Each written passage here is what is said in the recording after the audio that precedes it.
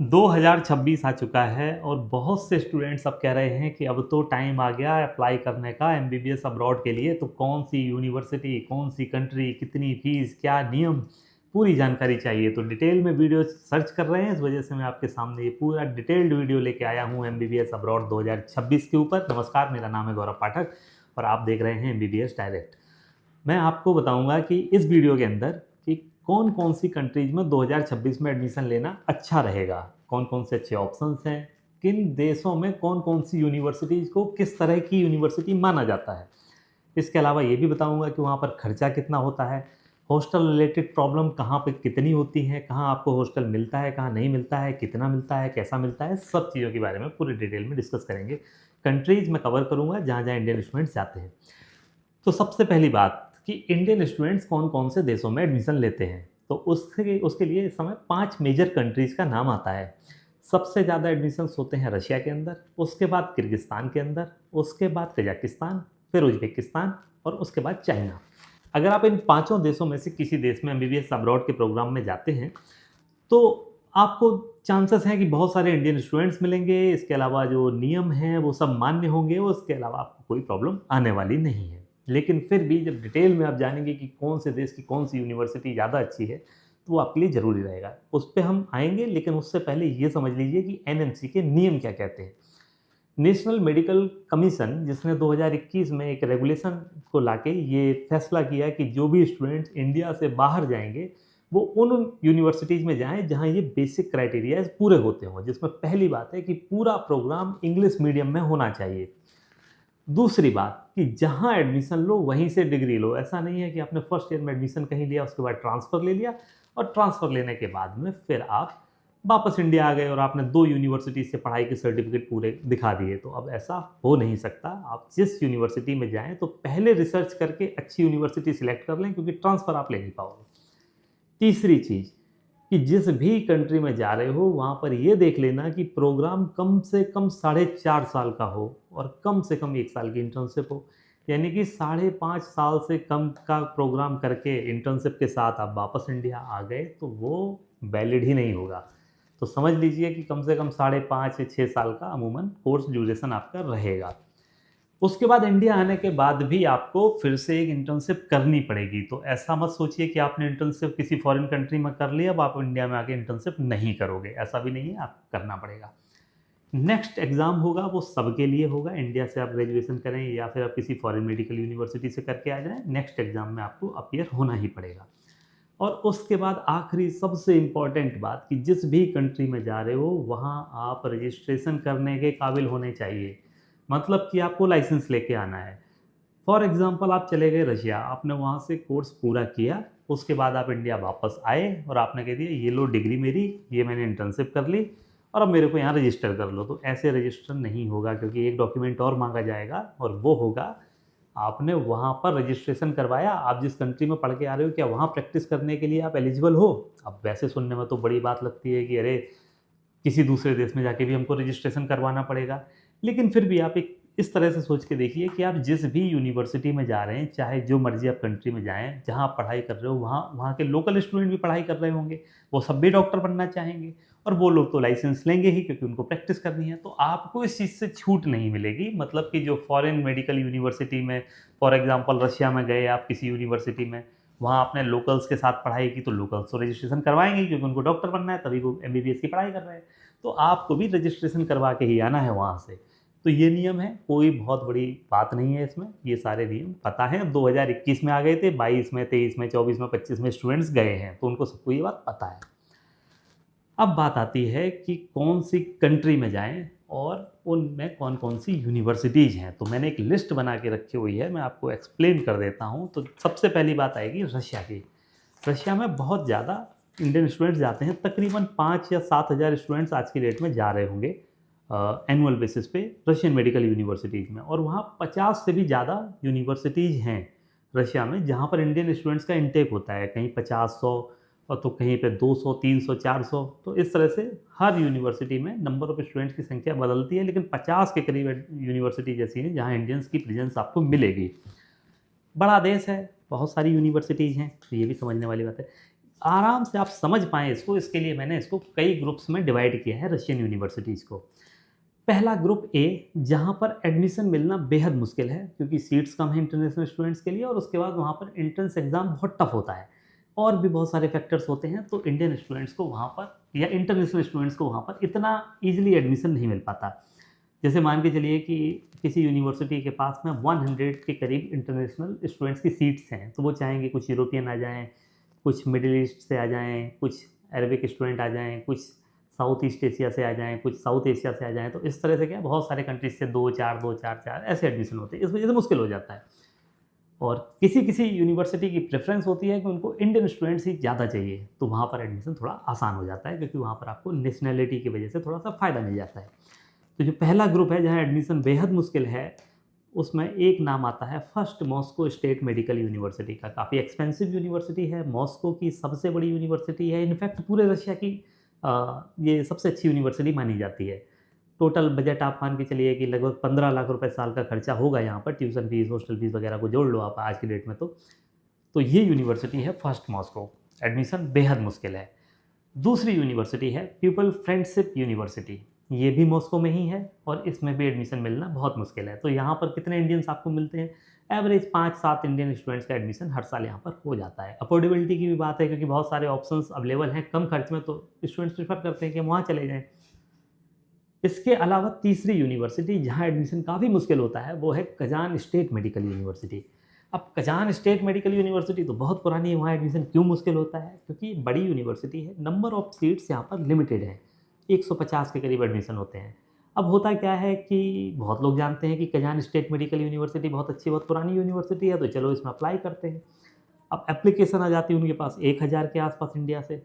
अब उसमें उनको लेने 150 स्टूडेंट्स हैं, उसके बावजूद भी यहाँ हॉस्टल नहीं मिलता। तो जो भी स्टूडेंट अप्लाई कर रहा है वो इस चीज़ को जानता है कि उनको प्राइवेट एकोमोडेशन लेना पड़ेगा। अब प्राइवेट का इंतजाम कैसे करेंगे? ऐसा तो है नहीं कि कोई स्टूडेंट यहाँ से पहुँचा, एडमिशन ले लिया, जब यूनिवर्सिटी पहुँचेंगे तो फिर प्राइवेट अपार्टमेंट सर्च करेंगे, इतना आसान तो है नहीं क्योंकि दूसरा देश है, तमाम तरह के नियम हैं, ग्रीन कार्ड बनना है, उसके अलावा रजिस्ट्रेशन होना है, लोकल जहाँ पर आप रहेंगे वो।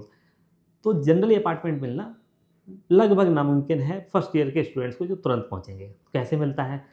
अगर वहाँ पर आपका कोई सीनियर है, ऑलरेडी कोई दोस्त है, कोई जान-पहचान वाला है जो कि वहाँ स्टडी कर रहा है, तो उसकी हेल्प से आपका ये काम हो सकता है क्योंकि वो अपने अपार्टमेंट में आपको जगह दे सकता है।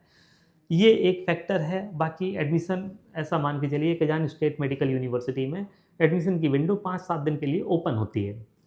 स्टूडेंट्स एप्लीकेशन भेजते हैं, वो कलेक्ट हो जाती है, एडमिशन पोर्टल ओपन होता है जून के महीने में, जैसे ही ओपन होता है 2 दिन के अंदर सारे एडमिशन्स प्रोसेस हो जाते हैं, तो जिनका कन्फर्म होना होता है उनका हो जाता है और उसके बाद में बाकी स्टूडेंट्स का रिजेक्ट हो जाता है। तो इस यूनिवर्सिटी के बारे में ये चीज़ ध्यान में रखिए। फिर है कजान फेडरल यूनिवर्सिटी, ये भी कजान में ही है, ये भी बड़ी यूनिवर्सिटी है। फेडरल यूनिवर्सिटी है तो थोड़ी ज़्यादा सख्त है। इसके अलावा यहाँ पर हॉस्टल एकोमोडेशन मिल जाता है, but total number of seats 50 हैं। अब 50 सीट है, उसके अलावा एंट्रेंस एग्ज़ाम उसका ऑफलाइन इंडिया में होगा, वो भी दिल्ली में होता है। अब मान के चलिए कि कोई स्टूडेंट है, इंडिया में बहुत सारे इलाके हैं, वहाँ से आता है, कोई बैंगलोर से है, कोई हिमाचल से है, मध्य प्रदेश से है, कहीं से भी कोई है। उनके लिए उस टाइम पे यहाँ पे आना बड़ा मुश्किल है। कई बार आ भी जाते हैं स्टूडेंट, तो एक ये फैक्टर है, कॉम्प्लेक्सिटी तो है कि आपको दिल्ली आना पड़ेगा एंट्रेंस एग्ज़ाम देने के लिए। दूसरा सीट्स कम हैं, तो बहुत स्टूडेंट्स बैठेंगे और इसमें केवल 50 का एडमिशन होना है। तीसरी बात है कि एक्सपेंसिव यूनिवर्सिटी है। ये सब फैक्टर थोड़ा-सा कॉम्प्लेक्स कर देते हैं स्टूडेंट्स को की एडमिशन प्रोसेस को, और यहाँ पर भी थोड़ा-सा आपको मुश्किल का सामना करना पड़ता है। फिर है Pavlov state university, Saint Petersburg वाली है, Saint Peter first Pavlov Saint Petersburg state medical university. अब इसमें क्या है कि इसमें भी नंबर ऑफ सीट्स बहुत कम होती हैं, डॉक्यूमेंटेशन का प्रोसेस बहुत टफ होता है। तो हर साल इंडियन स्टूडेंट्स अप्लाई करते हैं, एडमिशन मिलता भी है, लेकिन आप कहो कि सबको मिल जाता है तो ऐसा नहीं है, बड़ी मुश्किल का सामना करना पड़ता है। तो ये ग्रुप ए की 5 यूनिवर्सिटीज़ हैं जो कि बेहद अच्छी हैं, लेकिन यहाँ एडमिशन मिलना बेहद मुश्किल भी है। तो कई बार क्या होता है, स्टूडेंट्स कहते हैं कि हम एक काम करेंगे, पहली choice first Moscow state medical university की, second people friendship, third Kazan state, चौथी कजान फेडरल, फिफ्थ पाब्लोव, या किसी भी सीक्वेंस में आपने भर दिया। ये 5 मेरी चॉइस है, मैं पाँचों में अप्लाई करूँगा, लेकिन इतना कॉम्प्लेक्स प्रोसेस है कि कई बार ऐसा होता है कि 5 में से 1 में भी एडमिशन नहीं मिला और फिर साल बर्बाद हो गया। तो कभी भी आप अप्लाई करें तो ग्रुप ए की एक यूनिवर्सिटी को आप रख सकते हैं, रख लीजिए अगर आपकी इच्छा है बहुत तो। लेकिन इसके साथ में फिर आप ग्रुप बी की यूनिवर्सिटीज़ पे भी गौर करें क्योंकि यहाँ एडमिशन आसान है, लेकिन यूनिवर्सिटी की रेटिंग बहुत अच्छी है और ज़्यादातर इंडियन स्टूडेंट्स आपको यहीं मिलेंगे। ये ग्रुप बी की जो यूनिवर्सिटी जाने वाली हैं, इनमें आपको बहुत मतलब हर यूनिवर्सिटी में करीबन 500 से 800 फर्स्ट ईयर से लेकर 6 ईयर तक अगर आप करेंगे, क्योंकि हर साल 200 स्टूडेंट्स जाते हैं, तो 6 साल में लगभग 1000 तो स्टूडेंट हो ही जाते हैं। तो इतने स्टूडेंट्स मिलेंगे, तो होम सिकनेस यहाँ पर कम रहेगी, इंडियन स्टूडेंट्स का माहौल थोड़ा ज़्यादा अच्छा मिलेगा और यूनिवर्सिटी की प्रेफरेंस भी होती है कि इंडियन स्टूडेंट्स आएँ। तो ये ग्रुप बी की यूनिवर्सिटीज़ हैं, रेटिंग इनकी भी बहुत अच्छी है। इसमें पहली यूनिवर्सिटी का नाम आता है कुर्स्क स्टेट मेडिकल यूनिवर्सिटी। ये लगभग आपको 6 लाख रुपए की फ़ीस में, हर साल की ट्यूशन फ़ीस, हॉस्टल फ़ीस मिला लो तो 6 लाख रुपए का खर्चा साल का इसमें आ जाता है। थोड़ा बहुत फ्लक्चुएशन आप रखिए क्योंकि डॉलर भी एक्सपेंसिव होता जा रहा है, तो हो सकता है कि आपका 37-38 लाख के आसपास ट्यूशन फ़ीस और हॉस्टल फ़ीस का खर्चा आ जाए। फिर वोल्गोग्राद, इसमें भी लगभग 38 लाख रुपए का खर्चा 6 साल में आ जाएगा, क्योंकि फ़ीस इसकी 6 लाख के आसपास, साढ़े 6 लाख के आसपास हर साल की फ़ीस रहेगी। फिर तीसरी इसी फीस रेंज में 6 से 7 लाख के बीच में कहीं बैठेगी तवेर स्टेट मेडिकल यूनिवर्सिटी। यहाँ भी यही खर्चा रहेगा आपका। ये भी मॉस्को के पास है और बहुत अच्छी यूनिवर्सिटी है। अभी मैं आपको नाम बता रहा हूँ यूनिवर्सिटीज़ का, अगर आपको पता है तो बहुत अच्छी बात है, अदरवाइज़ फिर मैं आपको चॉइस भी बताऊँगा कि आपको कैसे चॉइस बनानी चाहिए अपनी। और फिर मैं डिटेल में आपको फीस स्ट्रक्चर वगैरह भी बना दूँगा इसमें, तो आप बस केवल समझते रहिए अभी कि मैं क्या बोल रहा हूँ, आउटकम आपको सारा यही मिल जाएगा। तो Tver state medical university. Tver के अलावा फिर एक है north western state medical university, Saint Petersburg में है और ये बहुत अच्छी यूनिवर्सिटी है, यहाँ भी बहुत ज़्यादा इंडियन स्टूडेंट्स जाते हैं। फिर एक यूनिवर्सिटी आती है वोल्गोग्राद स्टेट मेडिकल यूनिवर्सिटी, काफ़ी पुरानी यूनिवर्सिटी है, इसमें भी खर्चा आपका, ये वोल्गोग्राद का मैंने आई थिंक आपको बता दिया। तो कुबान स्टेट मेडिकल यूनिवर्सिटी एक ये यूनिवर्सिटी है, ये ग्रुप बी की यूनिवर्सिटीज़ हैं, अच्छी यूनिवर्सिटी हैं, बढ़िया रेटिंग वाली यूनिवर्सिटीज़ हैं और इनमें एडमिशन प्रोसेस कंपैरेटिवली ईजी है काफ़ी। तो यहाँ पर आप अप्लाई कर सकते हैं। इंडियन स्टूडेंट्स आपको इन सब यूनिवर्सिटीज़ में मिलेंगे और लगभग 500 से ज़्यादा तो मिलेंगे ही मिलेंगे। 500 नंबर ऑफ स्टूडेंट्स किसी फॉरेन कंट्री में, किसी फॉरेन यूनिवर्सिटी में बहुत बड़ी संख्या है ये। फिर ग्रुप सी की यूनिवर्सिटीज़ आती हैं, जो कि कंप्लीटली मेडिकल पे फोकस हैं, ऐसा कह सकते हैं? नहीं कह सकते, क्योंकि इसमें बहुत सारे प्रोग्राम्स भी चलते हैं किसी-किसी यूनिवर्सिटी में। यूनिवर्सिटीज़ ठीक हैं, अच्छी हैं, मतलब इनको कहेंगे अच्छी हैं, लेकिन बी ग्रुप में आने वाली यूनिवर्सिटी ज़्यादा अच्छी है। अब ग्रुप सी में जो सबसे अच्छी यूनिवर्सिटी आती है उसका नाम है फार ईस्टर्न फेडरल यूनिवर्सिटी। बहुत सारे प्रोग्राम चलते हैं, एक मेडिकल का प्रोग्राम चलता है जो कि अच्छा है। यूनिवर्सिटी की लोकेशन आप देखेंगे बहुत दूर है, ये आपको फ़्लाइट यहाँ से मॉस्को और मॉस्को से फिर 9.5 घंटे की फ़्लाइट लेके आपको जाना होगा व्लादिवोस्तोक, वहाँ पर ये यूनिवर्सिटी आपको मिलेगी। अच्छी यूनिवर्सिटी है, बट लोकेशन की वजह से बहुत से स्टूडेंट्स कहते हैं कि उतनी दूर क्यों जाना हमको, जब हमको रशिया ही जाना है तो पूरे रशिया में इतनी बड़ी-बड़ी यूनिवर्सिटीज़ हैं, इतनी मेडिकल यूनिवर्सिटीज़ हैं, तो हम यहाँ क्यों जाएँ? बट कुछ स्टूडेंट्स कहते हैं कि नहीं, मेरे को जाना है तो फार ईस्टर्न में जाना है क्योंकि उसका कैंपस बड़ा सुंदर-सा है।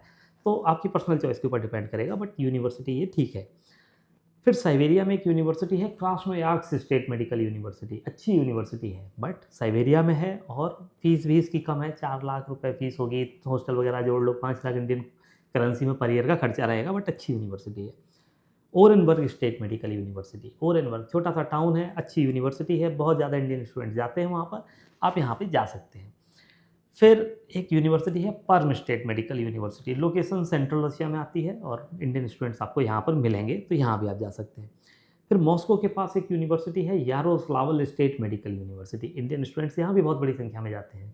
खर्चा तकरीबन 6 लाख रुपए का यहाँ भी रहेगा आपका साल का, लेकिन मॉस्को के पास है, लोकेशन और सिटी बड़ी अच्छी है, तो इंडियन स्टूडेंट्स यहाँ भी जाते हैं। हालाँकि यहाँ पर इंग्लिश मीडियम का प्रोग्राम स्टार्ट हुए 2 ही साल हुए हैं अभी, तो कुछ स्टूडेंट कहते हैं कि हमको ऐसी यूनिवर्सिटी में जाना है जहाँ एक्सपीरियंस बहुत ज़्यादा हो, जिनको इंडियन स्टूडेंट्स को हैंडल करने का या इंटरनेशनल स्टूडेंट्स को हैंडल करने का या इंग्लिश में पढ़ाने का एक्सपीरियंस थोड़ा ज़्यादा हो। ज़्यादा का मतलब 10, 15, 20 साल का हो, ताकि कॉम्प्लेक्सिटीज़ भी अच्छे से समझ में आ जाएँ और वो उसको एनहांस कर चुके हों। मेरे ऊपर एक्सपेरिमेंट ना हो, बहुत से स्टूडेंट्स ऐसा कहते हैं, तो वो नहीं जाते।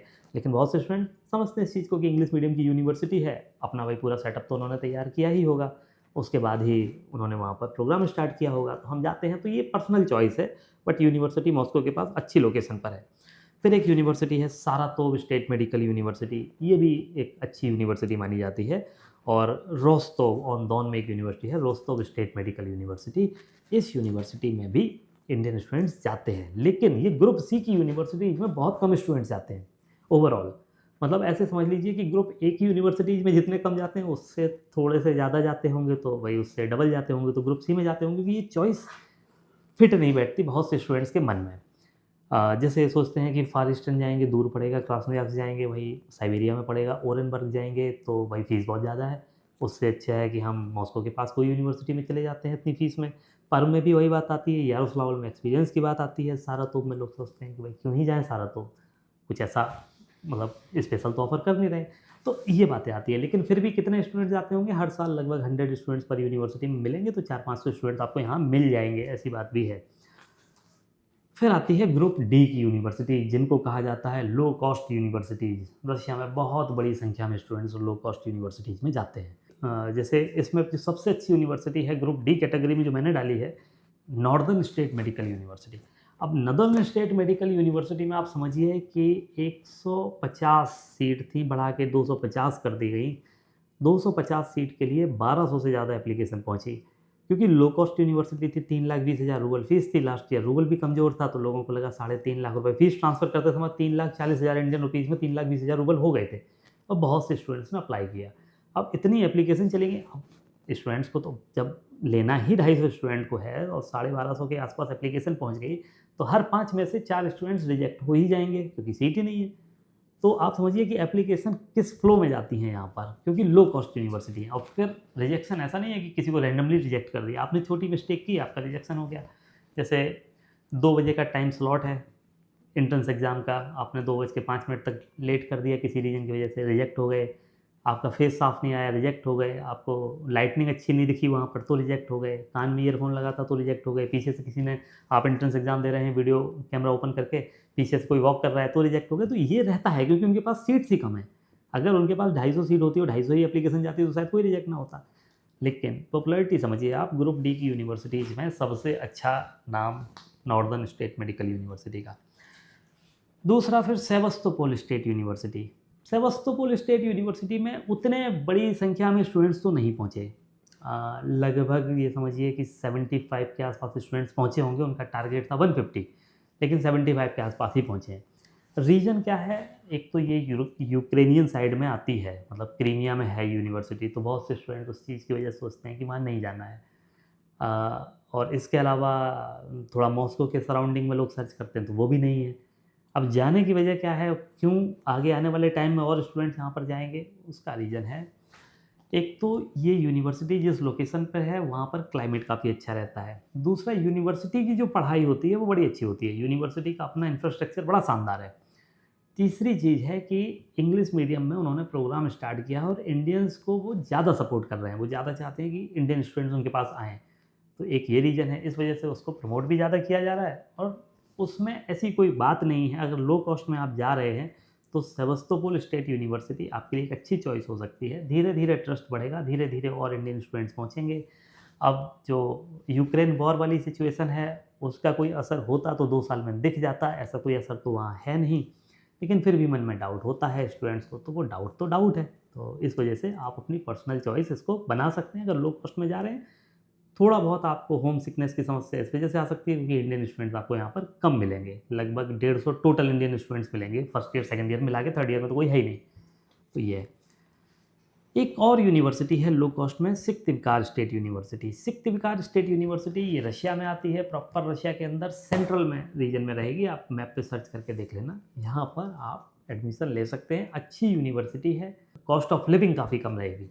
अब मैं क्यों इसमें स्पेसिफिकली आपको बता रहा हूँ कि कॉस्ट ऑफ लिविंग कम रहेगी, क्योंकि ये लो कॉस्ट की यूनिवर्सिटी है। जब फीस कम चाहिए तो एक्सपेंस भी तो कम चाहिए। अब कोई भी स्टूडेंट, मान के चलिए मॉस्को में कोई यूनिवर्सिटी है जिसकी फ़ीस होती है मान लो 4 लाख रुपए, अगर ऐसी कोई यूनिवर्सिटी, हाइपोथेटिकली बता रहा हूँ कि अगर ऐसी हो जाए, तो बात फिर क्या होगी कि भाई 4 लाख रुपए तो फ़ीस हो गई, लेकिन कॉस्ट ऑफ लिविंग आपकी बहुत ज़्यादा हो गई, तो बात तो आपको एवरेज तो वही पड़ी। तो अगर आप लो कॉस्ट यूनिवर्सिटी सर्च कर रहे हैं तो लो कॉस्ट में आप फिर खर्चा भी तो कम देखेंगे महीने का, तो वो सिक्तिवकार स्टेट यूनिवर्सिटी में आपका रहेगा। फिर एक यूनिवर्सिटी है ताम्बोव स्टेट यूनिवर्सिटी, मॉस्को के पास। 300 किलोमीटर से 400 के बीच का कोई डिस्टेंस बनेगा आपका, यहाँ आप जा सकते हैं।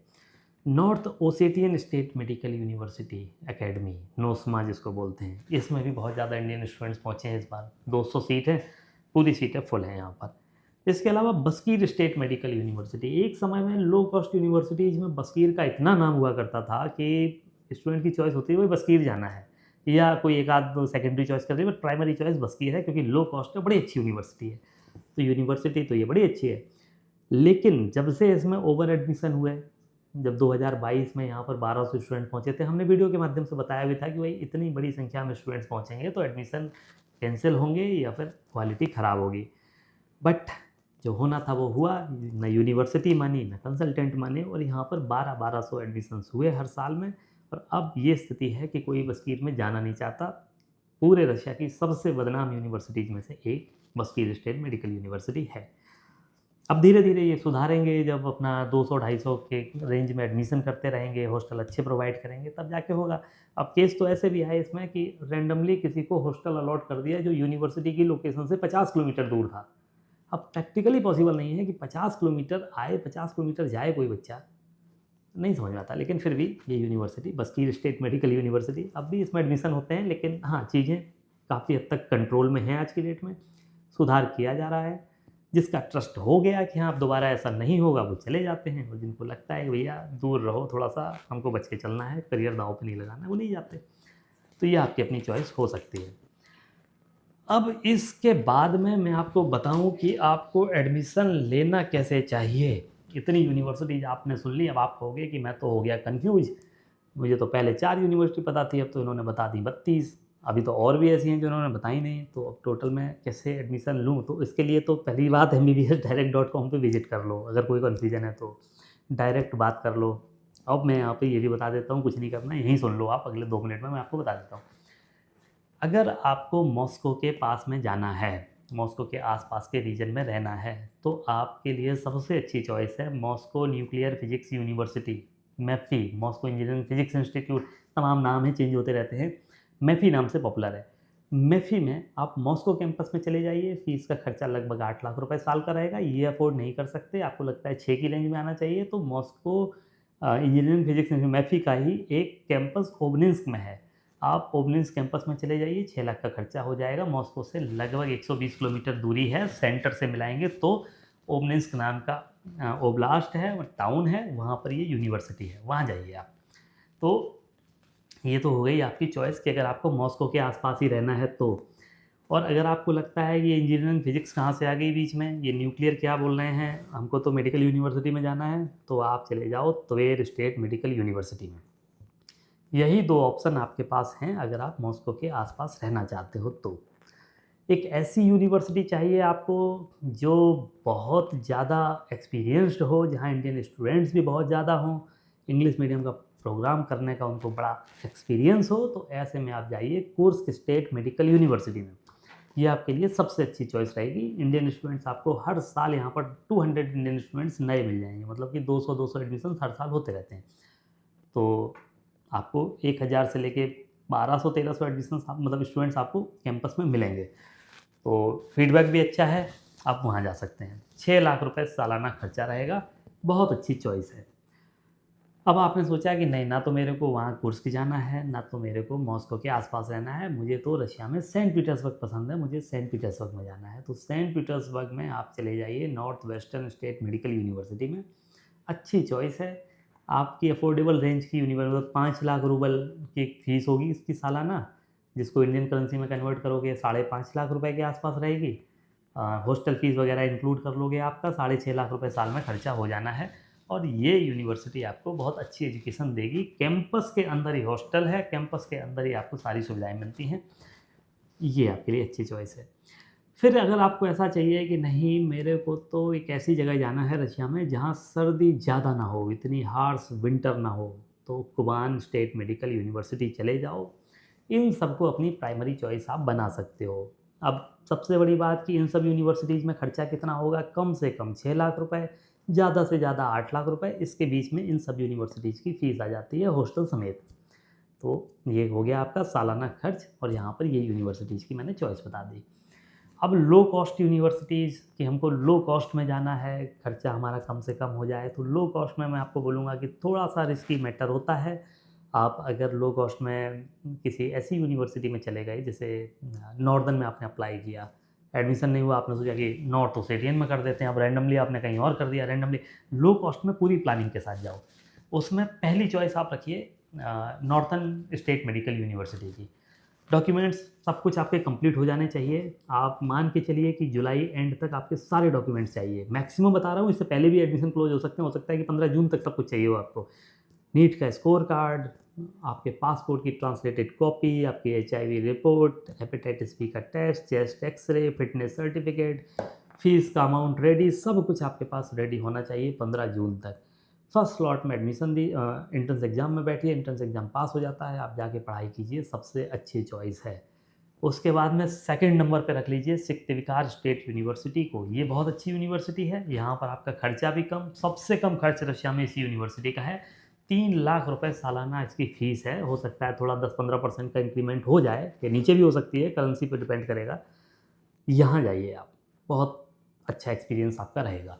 लो कॉस्ट के हिसाब से बता रहा हूँ। अब प्रॉब्लम क्या आती है कि कई बार स्टूडेंट लो कॉस्ट की बात करते हैं। अब लो कॉस्ट में जो ऑप्शंस हैं उसको कंपेयर कर लेते हैं, first Moscow, Kursk state medical university, north western सवेर, इनसे। फिर कहते हैं कि नहीं नहीं, ये तो इतना अच्छा नहीं लग रहा है। तो आपको कहीं ना कहीं इक्विलिब्रियम तो बनाना ही पड़ेगा, जहाँ आप पैसा कम खर्च कर रहे हैं उसके हिसाब से कम्पटेटिव आपको एजुकेशन अच्छी मिल रही है। तो इसके हिसाब से आप देखेंगे तो आपको ये चॉइस अच्छी मिलेगी। फिर आप सेवस्तोपोल में अप्लाई कर सकते हैं, नॉर्थ ओसेटियन में कर सकते हैं, और भी तमाम यूनिवर्सिटीज़ हैं, कहीं भी कर सकते हैं।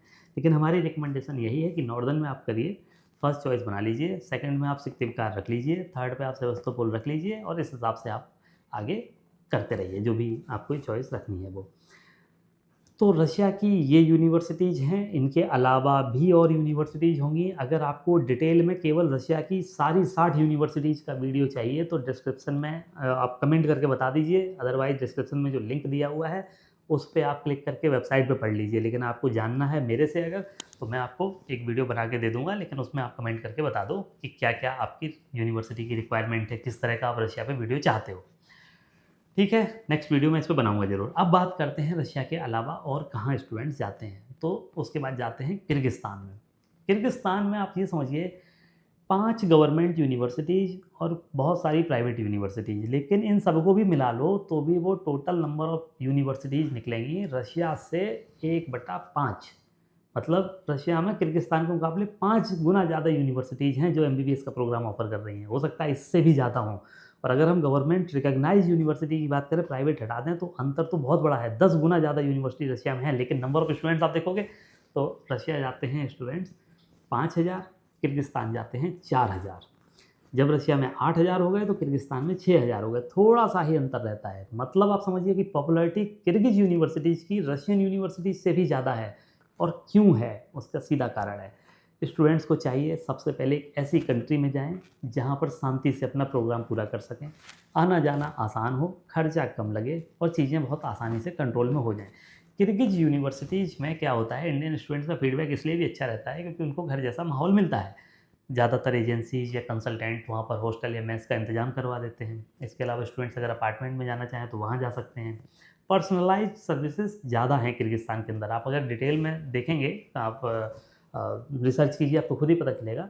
वहाँ पर यूनिवर्सिटीज़ में आपको हॉस्टल के अंदर वार्डन इंडियन मिल जाएँगे, इसके अलावा इंडियन स्टूडेंट्स की केयर टेक करने वाले लोग ज़्यादा मिल जाएँगे। तो इस तरह की पचासों चीज़ें आपको मिलेंगी, जो ज़्यादा अच्छी बात है किर्गिस्तान के अंदर। इस वजह से ही ऐसा आपको सेंटिमेंट दिखता है कि 5 यूनिवर्सिटीज़ गवर्नमेंट, और उसके बावजूद भी इतनी बड़ी संख्या में स्टूडेंट्स जा रहे हैं किर्गिस्तान में। और अगर रशिया जितनी ही यूनिवर्सिटीज़ किर्गिस्तान के अंदर होती और किर्गिस्तान रशिया जितना बड़ा ही देश होता, तो शायद किर्गिस्तान में रशिया से बहुत ज़्यादा स्टूडेंट जा रहे होते। अब बात कर लेते हैं सीधी-सीधे कि किर्गिस्तान के अंदर यूनिवर्सिटीज़ की कैटेगरी क्या है। ग्रुप ए में आने वाली 2 यूनिवर्सिटीज़ सिर्फ। पहली Kyrgyz Russian Slavic university Bishkek, जो कि किर्गिस्तान की कैपिटल है, वहाँ पर है। दूसरी किर्गिज़ स्टेट मेडिकल अकेडमी, ये वहाँ की सबसे पुरानी मेडिकल यूनिवर्सिटी। ये 2 यूनिवर्सिटीज़ ग्रुप ए में आती हैं, कैटेगरी ए सबसे अच्छी यूनिवर्सिटीज़। इन दोनों में भी किर्गिज़ रशियन स्लाविक यूनिवर्सिटी को स्टूडेंट ज़्यादा प्रेफ़र करते हैं। कारण क्या है कि यहाँ पर सीट्स लिमिटेड हैं, यहाँ पर 200 सीट्स हैं आज की डेट में, और खर्चा compare to Kyrgyz state medical university आपका 30% कम है, और सुविधाएँ आपको वही मिलेंगी, और इवन आपको कुछ चीज़ों में सुविधाएँ बेटर मिल जाएँगी। दूसरी बात है कि इस यूनिवर्सिटी का एफ़िलिएशन रशिया से भी है, तो बहुत सारा स्टाफ यहाँ पर रशियन है, बहुत सारे इक्विपमेंट वगैरह, या जो फंडिंग आती है वो लार्ज फंडिंग रशिया से आती है। तो यूनिवर्सिटी का कैंपस वगैरह आपको किर्गिज़ स्टेट मेडिकल यूनिवर्सिटी से ज़्यादा अच्छा और ज़्यादा हैपनिंग दिखेगा। ये 2 चीज़ें हैं। लेकिन ग्रुप ए में दोनों ही यूनिवर्सिटीज़ आती हैं, किर्गिज़ रशियन स्लाविक यूनिवर्सिटी और किर्गिज़ स्टेट मेडिकल एकेडमी। अब इसमें से आपको कहाँ जाना है? अगर आपका बजट मतलब ऐसा है कि आप फ्रीली खर्चा कर सकते हैं और आपको भी पुरानी में जाना है, तो आप किर्गिज़ स्टेट मेडिकल यूनिवर्सिटी में चले जाओ। लेकिन अगर आप सेंसिबली अपना बजट खर्चा करना चाहते हो, आप चाहते हैं कि आप जिस यूनिवर्सिटी में जाएँ पर्सनलाइज़ आपको सर्विसेज़ मिलें, आपका ध्यान रखा जाए, तो किर्गिज़ रशियन स्लाविक यूनिवर्सिटी ही आपकी चॉइस होनी चाहिए। एक और जो सेकेंडरी सबसे बड़ा बेनिफिट है, किर्गिज़ रशियन स्लाविक यूनिवर्सिटी का एफएमजीई में रिजल्ट सभी यूनिवर्सिटीज़ जो एमबीबीएस अब्रॉड में जितनी भी हैं, चाहे चाइना से लेके रशिया सब मिला लो, सबसे अच्छा इसका रिजल्ट रहा है। तो केआरएसयू एफएमजीई में हमेशा टॉप पे रहती है, इस वजह से आप इसको अपनी चॉइस बना सकते हैं। फिर ग्रुप बी में आने वाली यूनिवर्सिटी है ओस स्टेट यूनिवर्सिटी, एक जो ओस सिटी में पड़ती है, फिर जलालाबाद सिटी में आने वाली जलालाबाद स्टेट यूनिवर्सिटी। ये 2 यूनिवर्सिटी, एक प्राइवेट यूनिवर्सिटी है ISM international school of medicine, इसके अलावा एशियन मेडिकल इंस्टीट्यूट। ये 4 यूनिवर्सिटी ग्रुप बी में आने वाली यूनिवर्सिटीज़ हैं। बहुत एडमिशन्स होते हैं इसमें। ओस स्टेट यूनिवर्सिटी में 800 के करीब एडमिशन्स होते हैं, जलालाबाद स्टेट यूनिवर्सिटी में भी 800 बच्चे करीब पहुँचते हैं हर साल। आईएसएम में भी लगभग ऐसा ही है, बहुत ज़्यादा पॉपुलर चॉइस है आईएसएम भी, और एशियन मेडिकल इंस्टीट्यूट, इसमें भी बहुत ज़्यादा स्टूडेंट्स आते हैं। तो अब इसमें से और ग्रुप सी में आप बाकी सारी यूनिवर्सिटीज़ लगा लीजिए। बहुत यूनिवर्सिटीज़ हैं जो प्राइवेट हैं, कुछ सरकारी हैं, उन सबको ग्रुप सी में डाल दीजिए, उसकी मैं बात ही नहीं करूँगा। अब इन जो 6 यूनिवर्सिटीज़ को मैंने आपको बताया किर्गिस्तान के अंदर, इसमें सबसे सेंसिबल चॉइस निकल के आती है, क्योंकि एंड ऑफ द डे आपको आके एफएमजीई में पास करना है या नेक्स्ट में पास करना है, लाइसेंस लेना है, प्रैक्टिस करनी है यहाँ पर। अब प्रैक्टिस करनी है, अगर आपको एजुकेशन अच्छी होनी चाहिए, और जब प्रमाण है इस चीज़ का कि केआरएसयू में एजुकेशन सबसे अच्छी है, तो वो आपकी पहली चॉइस हो सकती है। सेकंड कि आपको नहीं, परफॉर्मेंस तो ऐसा होता है कि भाई मैं अच्छा परफॉर्म करूँगा तो मेरा रिजल्ट अच्छा आएगा, मैं नहीं करूँगा तो नहीं आएगा। अगर किसी यूनिवर्सिटी का 60% 70% रिजल्ट रहा है एफएमजीई का, तो ज़रूरी नहीं है कि 60-70% मैं भी पास हो जाऊँ। हो सकता है मैं 30 में आ जाऊँ, तो मैं क्यों ऐसी यूनिवर्सिटी सेलेक्ट करूँ? तो कुछ लोग कहते हैं भाई मेरे को तो जाना है पुरानी यूनिवर्सिटी में, किर्गिज़ स्टेट मेडिकल एकेडमी में, तो वो भी चॉइस आपकी हो सकती है, वहाँ भी आप जा सकते हैं।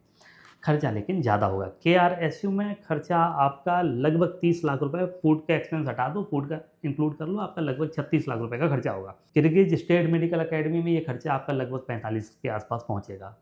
हो सकता है 44 में खत्म हो जाए, बट इतना आप मान के चलिए जाएगा। बाकी Osh state university, Jalalabad state university, ISM, Asian, इन सब में भी खर्चा आपका लगभग 30 लाख के आसपास रहेगा। एनुअल खर्चा इसमें लगभग $6000 पर ईयर का खर्चा इंक्लूडिंग मैस इन सभी यूनिवर्सिटीज़ का रहता है। फर्स्ट ईयर का वेरी करता है, थोड़ा सा ज़्यादा होता है, तो आप अंदाज़ा लगा लीजिए। मैं किर्गिस्तान की सभी यूनिवर्सिटीज़ की फ़ीस का वीडियो अलग से बना दूंगा आपको, अगर आपको चाहिए तो ये भी आप कमेंट करके मुझे बता देना।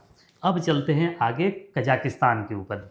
कजाकिस्तान में यूनिवर्सिटीज़ तो हैं लगभग 12, अब जो पॉपुलर हैं, इसके अलावा बहुत सारी प्राइवेट भी हैं, लेकिन मैंने यहाँ चुनिंदा यूनिवर्सिटीज़ को रखा है। जैसे कि कजाकिस्तान में सबसे जो पॉपुलर यूनिवर्सिटी है, जो कि वहाँ की सबसे बड़ी यूनिवर्सिटी भी है, उसका नाम है कजाक नेशनल मेडिकल यूनिवर्सिटी।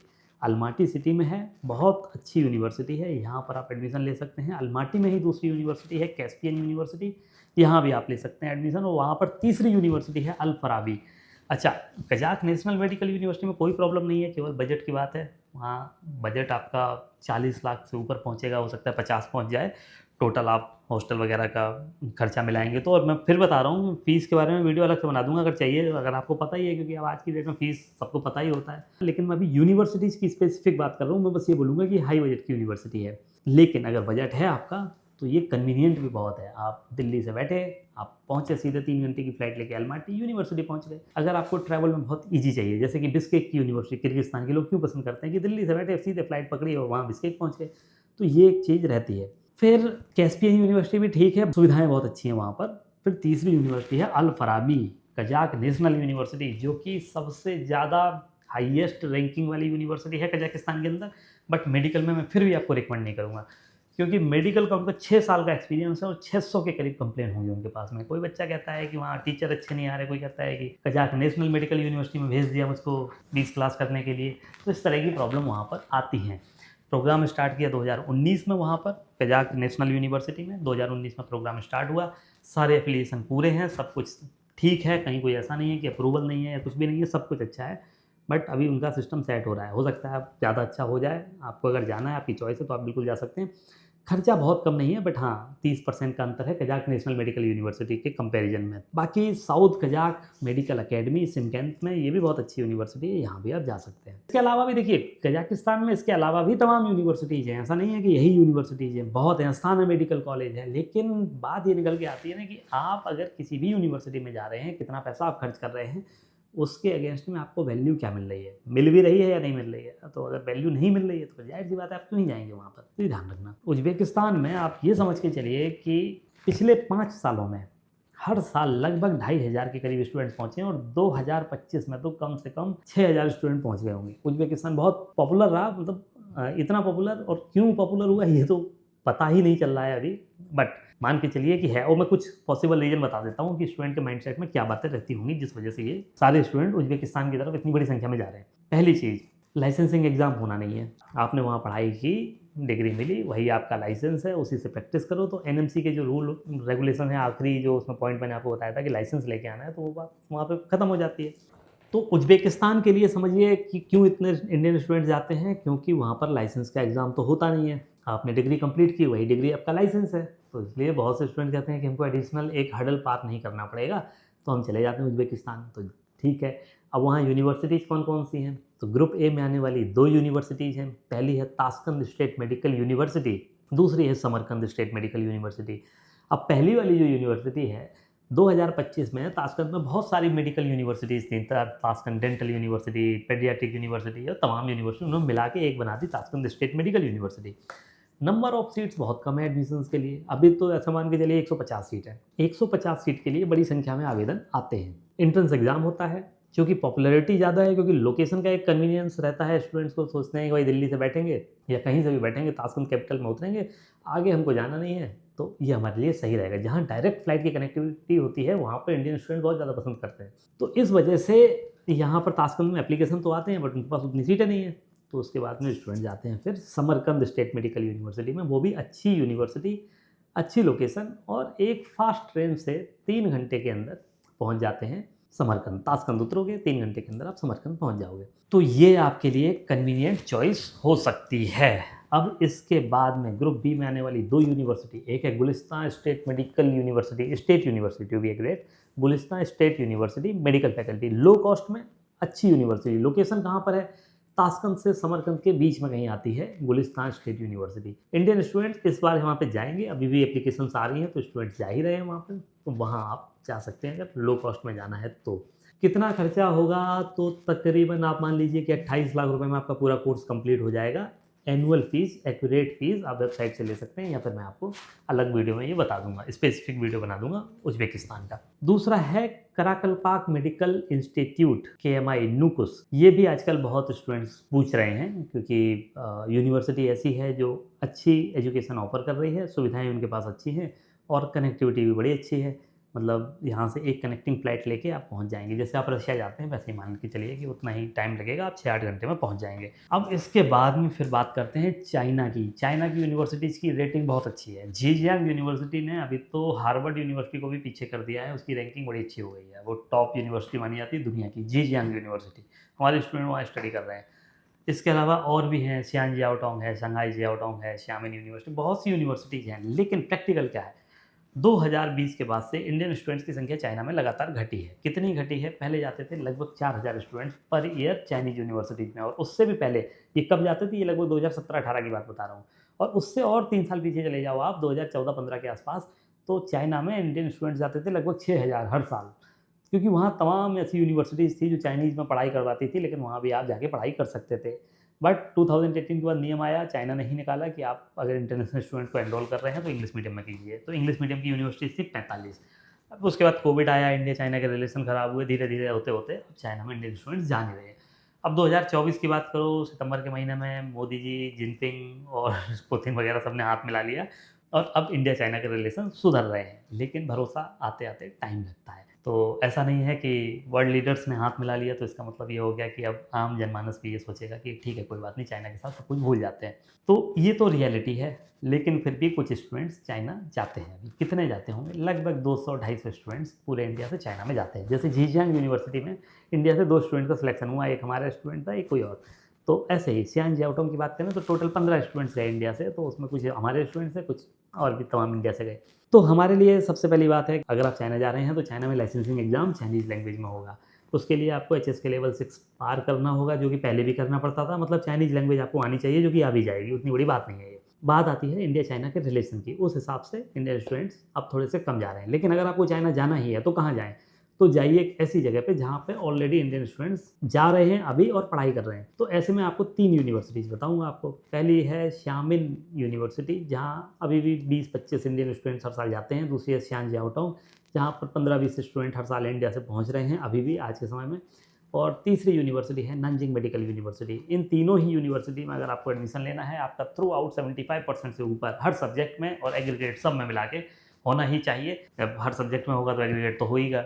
तो एलिजिबिलिटी क्राइटेरिया, अगर आपको इन चाइनीज़ यूनिवर्सिटीज़ में एडमिशन लेना है तो 75% थ्रू आउट आपका होना चाहिए, हर सब्जेक्ट में भी एग्रीगेट भी होना चाहिए। मतलब कि अब हर सब्जेक्ट में है तो एग्रीगेट तो होगा ही। इसके अलावा आपका नीट में स्कोर भी लगभग 300 का तो होना ही चाहिए। 10-5 नंबर ऊपर नीचे कंसीडर किए जा सकते हैं, लेकिन अच्छा एक स्कोर नीट में चाहिए। ये क्राइटेरिया है। एज आपकी लगभग 20 साल मैक्सिमम होनी चाहिए। 20 से ऊपर का होगा तो फिर गैप होगा आपका, गैप होगा तो फिर एडमिशन नहीं होगा। 12th के बाद आपका 1 साल का गैप होना चाहिए, उससे ज़्यादा गैप चलेगा नहीं। बहुत से स्टूडेंट इसी वजह से 2025 में रिजेक्ट हो गए।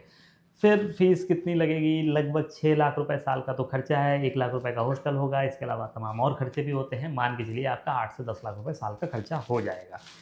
तो ये चाइनीज़ यूनिवर्सिटीज़ के बारे में ब्रीफ इन्फॉर्मेशन मैंने आपको दी है। लेकिन अगर आपको जानना है चाइना के बारे में भी, तो भी आप मुझे एक बार मैसेज करके बता दीजिए या फिर कमेंट करके बता दीजिए कि आपको वीडियोज़ चाइना के बारे में चाहिए। चाइना ही जाना है तो कौन-कौन सी यूनिवर्सिटी में जाएँ, और अगर चाइना में कोई यूनिवर्सिटी सिलेक्ट कर ली है तो भी उसके बारे में कोई जानकारी चाहिए तो मैं अगले वीडियो में बना दूँगा। ये वीडियो हो गया बहुत लंबा, लेकिन अगर आपने ये वीडियो पूरा देखा है तो आपको ये समझ में आ गया होगा कि एमबीबीएस अब्रॉड 2026 में कौन-कौन से पॉपुलर डेस्टिनेशंस हैं, कौन-कौन सी यूनिवर्सिटीज़ किस कैटेगरी में आती है। एक ब्रीफ आइडिया ही मिला होगा आपको। कंप्लीट इन्फॉर्मेशन आपको अभी भी नहीं मिली होगी, जो कि आपको मैं अगले वीडियोज़ में कंट्री वाइज़ बना के दूँगा कि MBBS in Russia 2026, MBBS in China 2026, MBBS in Kyrgyzstan 2026, इस तरह का। उसमें मैं फ़ीस की एक्यूरेसी और कितने खर्चे होते हैं, कितना आपका वीज़ा का लगेगा, कितना आपका मेडिकल इंश्योरेंस को लगेगा, सब बता दूँगा आपको।